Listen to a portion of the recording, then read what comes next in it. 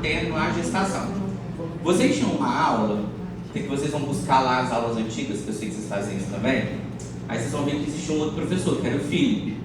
E o Felipe, ele dava uma aula que era uma aula de distócia, uma aula só de distócia. A gente passava 2 horas conversando sobre as distócias. O que eu e Filomeno, o Adriano conversamos? Distócia é um assunto do especialista. Vocês têm que conhecer as distócias, os nomes e as manobras. Agora você vai virar criança para a direita, você vai virar criança para a esquerda, você vai fazer UTS invertido, você não vai fazer UTS invertido, você vai fazer jaquemia combinada. Isso é do especialista. Então a gente tirou essa aula de vocês e inserimos a aula de modificações ao organismo materno. Por quê? O que é normal numa gestante? Gestante é igual mulher não gestante? Não, ela vai ter algumas características que são dela. Então a gente vai precisar identificar essas características. E tudo aquilo que fugiu o padrão, eu vou entender que essa paciente precisa ir para um pré-natal de alto risco. Eu vou entender que ela tem um risco gestacional adicional.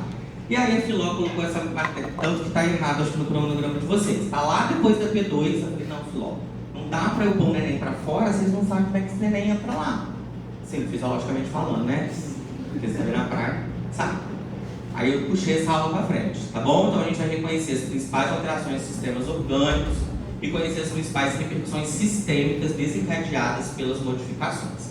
Como é que os senhores vão estudar isso, tá? Lá no livro. Eu não quero saber por que a resistência vascular periférica diminui. Isso não me interessa.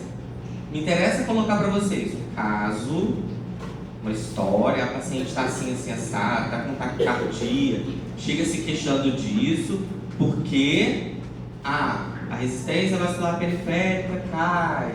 B, existe um mecanismo de compensação, entendeu como é que vai ser essas questões? Então, em geral, eu vou colocar um caso clínico e vocês vão ter que me dizer o que está acontecendo, combinado? Lá na discursiva da P1, eu também gosto de cobrar caso clínico, tá? Com prescrição, com diagnóstico, com conduta.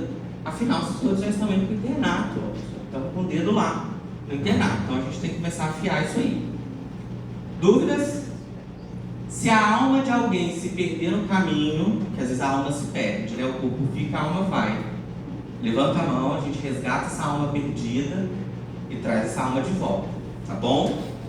Bom, vamos lá. O que é o fenômeno gestacional?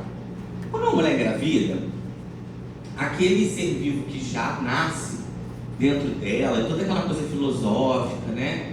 Que no final vai resultar no belíssimo parto ao som de Alceu Valença, ele na verdade precisa de uma proteção. Por quê? Esse DNA é diferente do DNA materno. Então ele é reconhecido como um invasor, como algo que é diferente à mãe.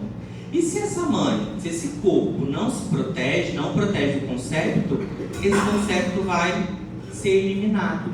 Então às vezes as mães, as gestantes, elas vão desenvolver uma reação imunológica ao feto. Então elas começam a ter aborto de repetição. Então nós vamos entender que o fenômeno gestacional, ele leva a alterações moleculares, bioquímicas, teciduais, de sinalização. Ele faz com que essa relação, que precisa ser enxergada como uma relação de parasitismo, ela aconteça da melhor forma possível. Por quê? A mãe vai direcionar tudo o que ela tem e o que ela não tem para o concepto.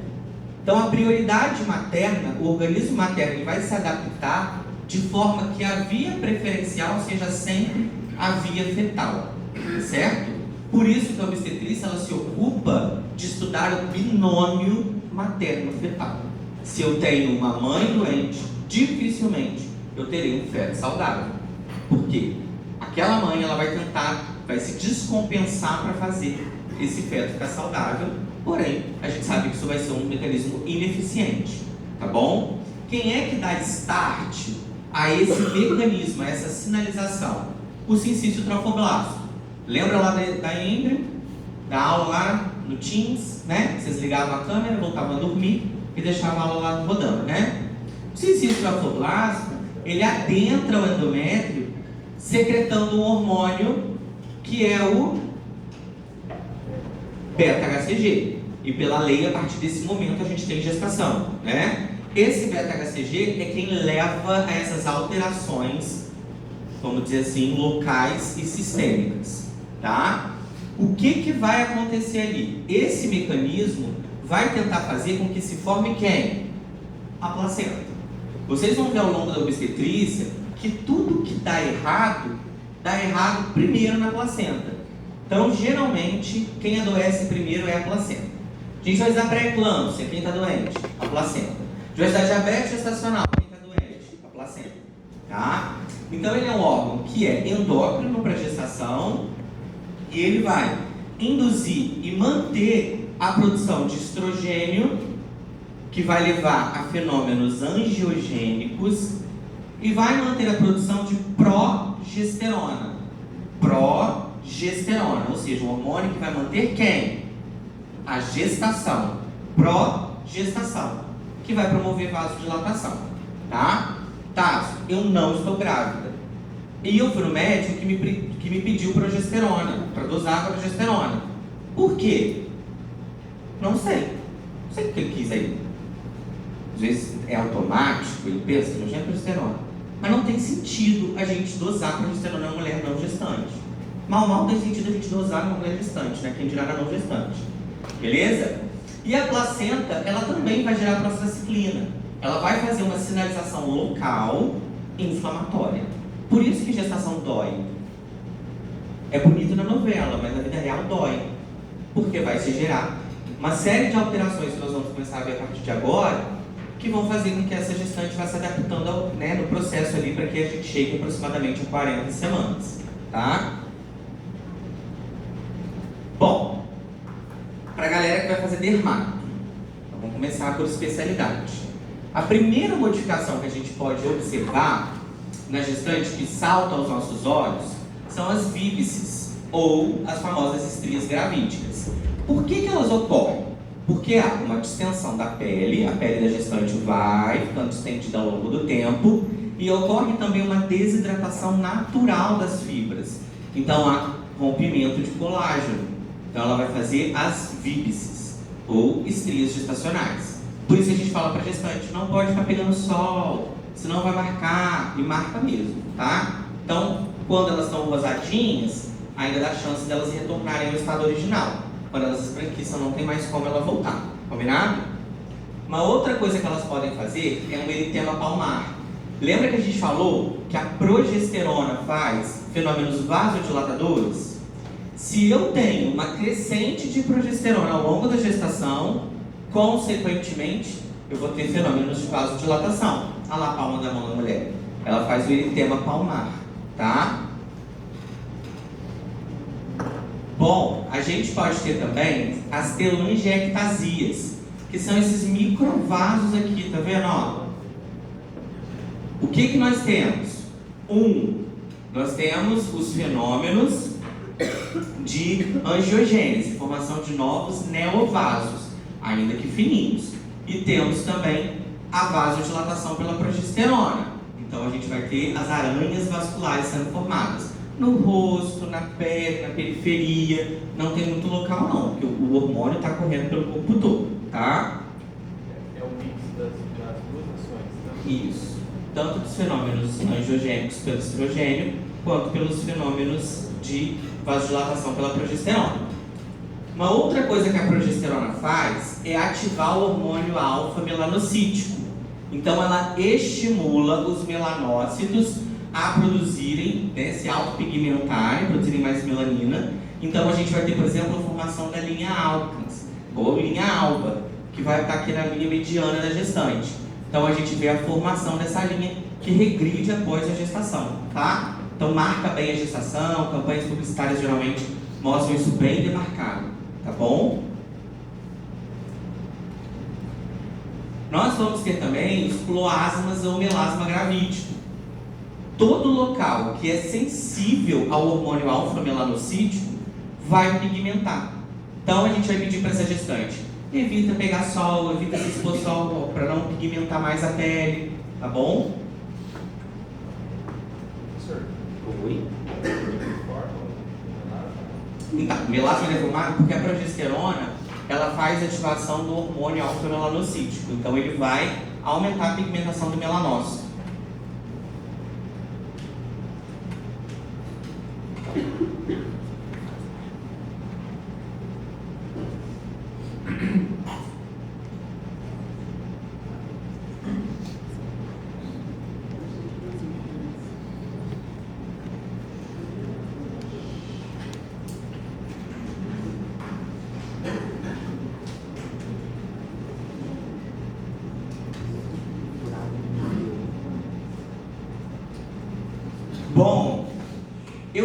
resumo para vocês. Eu sou uma pessoa legal. Só que eu só fiz de 2 sistemas, porque o resto eu vou deixar com vocês. Olha como eu sou legal. Então olha lá. Por que dá estria? Porque aumenta o estiramento da pele e reduz a hidratação. Por que dá eritema palmar? Porque tem aumento de estrogênio, faz mais angiogênese. Por que tem telangiectasias? Porque tem aumento de estrogênio e pode pôr progesterona também. Por que tem lianídeos? Que aumenta o estrogênio e a progesterona que ativa o alfa-melanócito. Por que tem cloasma? Que aumenta o estrogênio e a progesterona e ativa o alfa-melanócito. É assim que vocês vão estudar todas as alterações sistêmicas das gestantes. Como nós somos uma unidade democrática, eu contemplei todo mundo. Então, essa aí foi a galera da dermato. As dermatologistas se sentiram contempladas. E quem vai fazer ortopedia? Vai atender mulher? Vai. Ah lá. O que a gestante faz? Conforme o negócio vai ganhando peso, e não ganha peso só o neném, tá? Porque eu gosto, sempre falo com a gestante, ela fala assim, não, tem um neném que tá pesado. Eu falo, minha filha, seu filho tem 3 quilos, você ganhou 15, essa conta não tá fechando. Conforme o peso vai subindo, o que ela faz? Ela vai projetar a barriga para frente, ela vai fazer uma lordose lombar. Já viu que a gestante fica assim? E aí, como ela está crescendo para frente, ela está se projetando, se ela andar do jeitinho que a gente fica, ela vai desequilibrar. Então ela amplia a base de sustentação dela. Então vocês dão uma olhadinha, começam a reparar que as gestantes estão todas de perna aberta, porque elas ampliam a base de sustentação. Para compensar o peso, a alocação do feto na bacia obstétrica e toda a embebição gravídica que acontece, elas vão começar a andar com dificuldade, porque vai ter uma frouxidão dos ligamentos. Então elas fazem marcha anserina, elas andam igual uma patinha assim, ó, com a cor. Automaticamente, como a progesterona está embebendo as articulações, essas articulações se tornam fracas, ocorre um achatamento dos nervos. Então ela vai fazer também radiculopatias, elas constantemente vão ao pronto-socorro reclamando de lombalgia, cervicalgia, tá bom? Então a gente frequentemente vai ver a gestante. E o que a gente tem que explicar? Porque olha o que acontece, ela projeta a cervical dela para frente, ela projeta a lombar dela para frente. Então ela naturalmente vai ter esse processo. Como ocorre essa embebição gravídica? E essa embebição gravídica afeta também a cintura escapular, ela desloca e traciona os nervos ulnares e medianos. Ela constantemente se queixa de parestesia em membro, ok? E conforme a embebição gravídica acontece, ela vai tendo dor na sínfise púbica, ela vai tendo dor no sacro. Ela fala assim, doutor, eu tô com uma dor, tá parecendo que tá lá na perereca, mas não tá na perereca. Por quê? É a cabeça do menino que está pressionando a sínfise púbica dela, que antes era uma sínfise púbica endurecida, agora é uma sínfise púbica que se locomove melhor, porque esse rapaz vai ter que passar ali para sair, né? Então, nós precisamos constantemente ficar lembrando elas dessas alterações. Como é que vocês vão estudar nesse caso? Olha lá, ó. Ocorre lordose e marcha anserina porque ocorre peso adicional à gestação. Ocorre as compressões radiculares e lombalgia porque ela faz uma alteração postural. Ocorre desconforto e dormência porque há uma alteração postural. Maior mobilidade nas articulações pélvicas porque ela faz embebição gravídica. A progesterona aumenta a turgência daquela região. Ok? Dúvidas? Você diz embebição porque aumenta a vascularização. Aumenta a turgidez, aumenta a água. Ela fica mais embebedada, embebida. Beleza? Pra galera que vai fazer GO, tá? Sei, melhor especialidade, não tem jeito. Não se animem assim tanto. Eu sei, é melhor. Não há o que se fazer. Bom, em torno da 5ª semana, ou seja, olha como o negócio é bacana. Um ciclo menstrual, ele dura em média 4 semanas, certo? Certo, né? Dá 28 dias, alguns casos 32, 28 semanas em média. Na 5ª semana, é a semana que essa menina pensou assim: puta que não desceu. Aí a amiga fala: você está grávida? Ninguém pensa assim no ovário policístico, né? Já faz ai meu Deus, está grávida. Compra um teste. Paralelo a isso, a mama começa a ficar congesta. Cara, é sacanagem, né? É só pra menina que já tá surtada surtar mais. E ela começa a aumentar de volume. Aí a amiga fala: nossa, bem que reparei, seu peito aumentou. Aí a menina: meu Deus do céu, agora vou ter que comprar um Clerdu. E esse aumento ocorre porque aqui já estamos preparando a fonte de alimentação do menino. Já ocorre hiperplasia de elementos glandulares. Já ocorre para essa menina a proliferação dos canais que vão sair leite e toda a ramificação do ducto mamário. E aí ela começa a fazer esse sinal aqui, que é um sinal indireto de gestação. Olha aqui, ó, que é a rede de Harler. Olha como é que aumenta a vascularização da mama. Você olha a mama da gestante, uma mama que você vê os vasos se sobressaindo. Se você parar para olhar bem, você ainda vai ver alguns pontos esbranquiçados, que são glândulas sebáceas, que vão produzir um conteúdo que nós vamos chamar de tubérculos de Montgomery, que são sinais também diretos de gestação. E vai se formar, né, uma auréola mais esfumaçada, que nós vamos chamar de sinal de Hunter, ou sinal do caçador. Porque quem viu isso aí achou que parecia um alvo, mas foi da mente da pessoa mesmo. Ok? Então são sinais indiretos de gestação. Por isso esse tubérculo de Montgomery. Ele também é um sinal? Ele é um sinal. Você pode falar assim: mas eu já vi que algumas mulheres têm e não estão grávidas. A questão aqui na gestação, ele aumenta absurdamente, tá? E o útero? Né? Vira aquela mulher e mostra pra você: Deus me livre, parto normal. Eu quero mesmo uma cesariana. Aí você vai mostrar pra ela isso aqui. Isso aqui é um útero vascularizado na gestação. Você imagina passar um bisturi aqui enquanto não sangra? Quando a gente não passa um pinico ali? Esses vasos, lembra que a progesterona promove vasodilatação? Olha como é que a irrigação uterina fica. Extremamente congesta. Às vezes você faz assim, sem querer dar uma biselada numa congestão dessa, você tem que fazer uma esterectomia. Não tem jeito, a paciente não para nunca mais de sangrar e, enfim, é caótico, tá? E além disso, há uma hiperplasia das fibras musculares, que olha só como é que elas ficam no útero. Elas se arranjam como uma hélice, elas vão se abraçando. Por isso que a contração, o tríplice gradiente, que a gente vai falar daqui a algumas semanas, ele é ordenado. A contração começa de cima e vai para baixo, para empurrar esse menino para baixo. Então ela vem de cima e vai para baixo, porque as fibras estão organizadas nessa disposição, mais helicoidal que a gente fala. O útero cresce.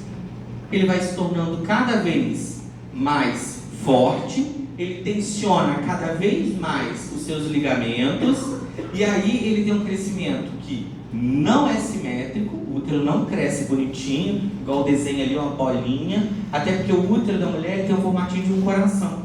Ele não é bem uma bolinha, né? Porque lembra? Vem um ducto de Wolff de um lado, vem um ducto do Wolff do outro, se juntam e formam um coraçãozinho.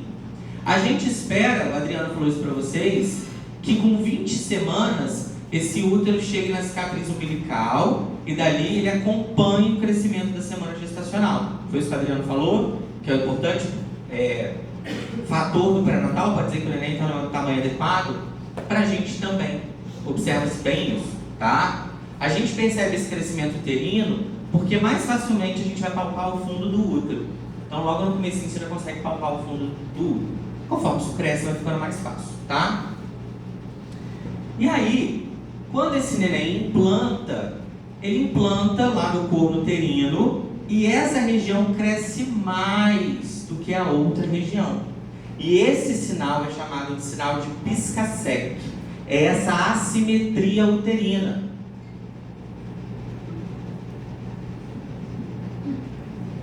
Tinha um professor que falava assim, que é sinal de pisca seca que o útero está piscando. Bom, eu guardei. Então, é um sinal de pisca seca. Então, o útero está piscando. Então, ele está assimétrico. Tá certo? Por que ele é assimétrico? Porque ele cresce mais no local onde houve implantação fetal. E o colo do útero muda? Muda. A gente projeta mais a zona de transformação. Então, o colo do útero toma esse aspecto aqui, ó, um aspecto mais friável. Então, é comum, você está lá no pronto-socorro e a gestante chega com queixa de sangramento, não é um abortamento, é um sangramento de colo. Ela teve uma relação sexual, machucou o colo, normal. Você vai tranquilizar, dizer, olha, isso não é um abortamento. A senhora teve relação, então pode sangrar um pouquinho, não precisa ficar desesperada, apavorada. Essa região também vai ser responsável por produzir o famoso tampão mucoso. O que é o tampão mucoso? É um produto da secreção celular que tampa o canal do colo do útero. Ele tampa o canal do quê? Dos micro-organismos que estão na vulva, na vagina, não ascenderem para dentro do endométrio, não fazer uma corioamnionites, que é um quadro grave. Então, ele tampa. Por isso que não chega nada lá no menino. Você pode tranquilizar a mãe, elas ficam com medo de ter relação, você pode fazer, tá tudo bem, não precisa se poupar disso, não vai chegar nada do seu menino, tá tudo bem. Algumas chegam lá no pronto-socorro desesperadas porque estão perdendo tampão mucoso com 34, 35 semanas. Se não tiver dinâmica uterina, você vai falar que está tudo bem também, porque o tampão se refaz ao longo da gestação e tudo isso é um processo fisiológico, tá certo? Conforme esse menino vai crescendo, ele vai pressionando a bexiga porque ele vai se jogando para frente, né? Então o útero se joga para frente para crescer, como corcunda. Essa região de istmo, ela fica mais amolecida. O útero não gravídico, olha o exercício agora, ó. Ele tem textura da ponta do nariz. Toca a ponta do nariz vocês aí. E o útero gravídico, ele tem textura de boca. Então é isso aqui que a gente toca. Um colo mais amolecido. Aí, quem tocou, pensou o quê? Tocou no molinho? Erga. Sinal de erga. Beleza? O amolecimento do istmo. Ué, gente, vocês têm que decorar de uma forma. Se o professor não se humilha às 5 da tarde, uma turma que está tendo aula das 7 da manhã, não é verdade? Porque para ter aula o dia todo não pode. Para ter aula o dia todo é ruim. Agora, formar e dar 12 horas de plantão com bolsa da Farm, garrafa da Farm, Litma no pescoço, sabe nem o que é o Litma? Põe no pescoço e põe lá 0 de 12. Passou o dia inteiro prescrevendo dipirona, soro de hidratação oral. Aí põe e fala, nossa, o plantão foi exaustivo. Atendeu 12 fichas. O plantão foi muito pesado. Amanhã tem mais. Tô mentindo? Quantos recém-formados vocês conhecem que fazem isso? Milhões. Não, e tem que ser doutora Chequi também. Se não for doutora Chequi, não tem validade. E o carimbo cheio De parangolê para CCIH tem um surto psicótico. Aí eles vão implicar com a minha aliança. Pô. Ontem eu tava com o relógio, a aliança, esqueci de tirar, minha chefe passou no corredor, enfiei minha mão nele e minhas pernas. Aí ela entrou assim no meu consultório. Você tá tendo meu TI, não veio ainda, ela liga pro TI. Aí eu com a outra mão assim, ó. Essa outra mão, falei, com muita dor. Aí eu tirei, não, passa. Deu tudo certo. Se está aumentando a vascularização em todos os lugares, na vagina e na vulva vai aumentar também. Então o que a gente vai encontrar?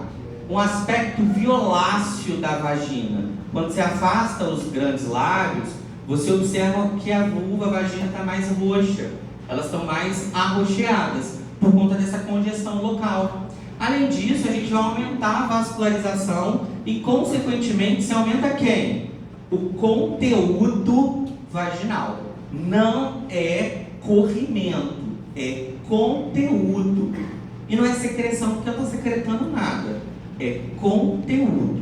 Então aumenta o conteúdo vaginal, tá? E elas vão ao pronto-socorro constantemente. Eu tô perdendo líquido. Eu sempre falo, ó, líquido amniótico tem cheiro de água sanitária. Foi esse cheiro que você sentiu? Não. Então não é líquido. Aí você vai fazer uma nova de valsalva, de fato é só conteúdo vaginal. E aí você precisa explicar para ela que isso é porque existe ali uma alteração de pH, que vai predispor mais lactobacilos e vai produzir mais esse conteúdo claro, igual claro de ovo, tá certo?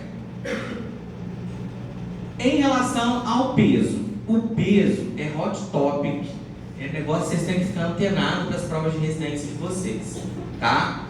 Por quê? Até ano passado, a gente aceitava que as gestantes ganhavam 12,5 kg na gestação toda. Chegava bonita, com 12 semanas já ganhava 9. Mas falava, minha senhora, pelo amor de Deus, faz isso comigo não. Por quê? O sobrepeso e a obesidade é fator de risco grande para pré-eclâmpsia e diabetes gestacional. Então você tem que conversar isso com a sua paciente. E é difícil conversar. Não é fácil, ela não quer te ouvir. Você não tem jeito para falar. Você fica engasgando com medo de ser taxado de alguma coisa. Mas tem que conversar. O que a FEBRASGO, que é, né, a Federação Brasileira de Ginecologia e Obstetrícia, fez no ano passado, há um ano atrás? Ela pegou um estudo chileno e ela falou assim, eu acho que as mulheres do Chile se parecem com as brasileiras, muito mais do que as europeias. E ela modificou a nossa curva de crescimento gestacional. Beleza? E aí, a partir de agora, a gente não aceita mais esse 12,5. Pode aparecer em livro, se cair em livro vai cair na residência de vocês, mas vocês entendam que para a vida prática esse 12,5 caiu por terra. A partir de agora, você calcula a estimativa de que ela vai ganhar peso a partir do IMC inicial, a partir de quando que ela engravidou, tá certo? E aí, a FEBRASGO vai e coloca um monte de pontos-chave que vocês depois dão uma lidinha lá em casa. Ela vai colocando um monte de recomendação que nós temos que seguir. E é muito importante que a gente converse isso com a gestante, que a gente traga isso toda a consulta, porque culturalmente todo mundo quer dar comida para a gestante. Afinal, ela come por 2. Mas a realidade é que ela come só para ela mesma. Porque se ela pega a lição, o feto vai dar um jeito de consumir os nutrientes dela. Então ela não precisa ter esse pensamento, tá bom? Uma coisa que é importante aqui é que no Brasil hoje as cadernetas de pré-natal não estão atualizadas. Por quê? Pega a polêmica do negócio. Olha a fofoca. Nós tivemos no governo anterior uma modificação na caderneta da gestante. Se modificou a caderneta inteira. A caderneta é aquele caderninho azul que elas usam para cima e para baixo. Se modificou, então agora é uma caderneta verde e amarela, cheia de dados. Só que eles tiraram metade das informações da caderneta. Metade saiu. A caderneta hoje é grossa, ela é fininha, essa caderneta nova. Aí mudou o governo. Mudou a caderneta de novo. Porque o governo atual entendeu que a caderneta anterior violentava o direito das mulheres. Aí ele modificou a caderneta atual. Já mandou imprimir? Não. Então elas continuam sem caderneta, entendeu? Ela não tem nem a velha nem a nova, ela não tem nenhuma. A coitada, a gente vive a base de caderneta da Nestlé.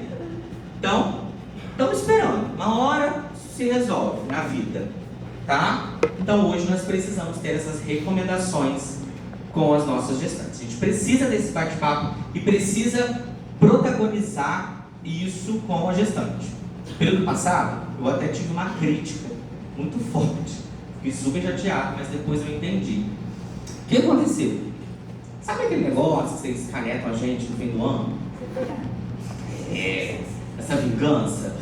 Falaram que eu maltratei uma paciente. Eu pensei, meu Deus, eu nunca tive paciente no oitavo período. Como que eu maltratei uma paciente? Fiquei pensando. Mas na verdade, o que acontece? Quando a gente pensa em obstetrícia, a gente pensa naquela coisa do Instagram, da mãe, sabe? Do Alceu Valença, tu vens, o pai com o peito desnudo, com a mãe na banqueta. Mas para chegar lá, a gente precisa às vezes se indispor com a paciente. Só que não é um mar de rosas. Obstetrícia é difícil pra caramba. E eu falo o seguinte, se morrer um paciente idoso, é muito triste. Mas concorda que a família já espera? Imagina você falar para uma família que o neto morreu. Olha o que procó que dá. Então a obstetrícia, às vezes, fala minha, da Adriana, da Filomena, vocês vão ficar meio assustados. Mas é que se a gente, às vezes, não trazer vocês para a realidade, a imagem que vocês vão ter de obstetrícia é essa coisa poética. E que não é. Isso aqui é sério pra caramba. E às vezes, cara, te dá uma irritação que entra aqui, você tá falando, gastando seu latim, a mulher tá te olhando com uma cara assim, não vou acreditar em nada que você fala. E ela continua fazendo as mesmas coisas. E peso é um negócio que a gente briga com elas o tempo todo, tá? Então, gestante que já engravida em sobrepeso, ela tem que ser informada que ela tem risco adicional para algumas patologias. Se ela engravida em sobrepeso e é uma paciente de baixa escolaridade, quantas vocês conhecem? Se ela é uma paciente que tem histórico de hipertensão na família e engravida com sobrepeso, ela é candidata a utilizar AS, carbonato de cálcio, a gestação inteira, só para evitar pré-eclâmpsia. Então, isso aqui não é brincadeira, é difícil. Só que é difícil você abordar isso no consultório, né? É difícil você trazer isso para o consultório, até pela realidade que muita gestante vive, né? A gente atende gestante de população carente. Como é que você vai conversar com ela que comer as porções de arroz e feijão que ela come talvez não sejam ideais, se é o que ela tem para comer? Então, é um tema que é difícil para o médico, precisa de um apoio multidisciplinar, precisa de um nutricionista comigo, porque quem entende de comida é ele, e a gente precisa conversar sempre com a gestante sobre isso. Então, pré-natal não é uma consulta de 10 minutos. Pré-natal é uma consulta que demanda tempo. Você tem que conversar um monte de coisa com a gestante. Em relação ao metabolismo hídrico, já viram que a perna da gestante ao longo do dia fica igual a bapuru? Ela chega em casa, aquele pezão assim, ó, dedinho pequenininho, igual a salsicha viena. Por quê? Essa gestante, ela acumula, olha aqui, ao longo da gestação, 6,5 litros só de retenção hídrica. Por quê? Ela faz um hiperaldosteronismo secundário. Eu não quero que essa gestante deplegue sódio. O corpo entende que a água para ela é importante. O que ele faz?